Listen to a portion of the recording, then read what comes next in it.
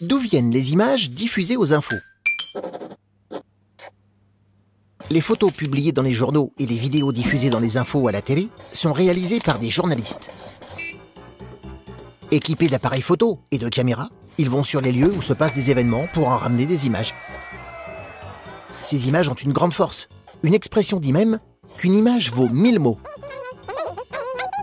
Dans un journal papier, par exemple, c'est d'abord les photos que l'on regarde, puis les titres qui sont écrits en gros, et enfin le texte.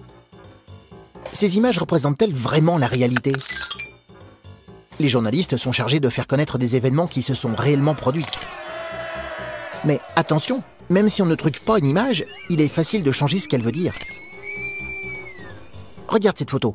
Il pourrait s'agir d'une foule de spectateurs à un concert, ou d'une manifestation contre un gouvernement.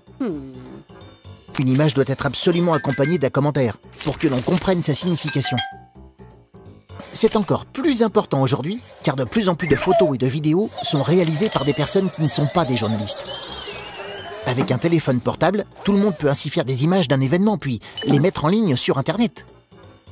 Certaines de ces images sont diffusées à la télé ou dans les journaux, mais elles sont vérifiées par des journalistes. Pourtant, parfois, tu peux les retrouver sur un site sans vérification. Il faut donc que tu sois prudent et que tu essayes de savoir où et comment elles ont été réalisées. Tu te poses des questions? Nous, on y répond.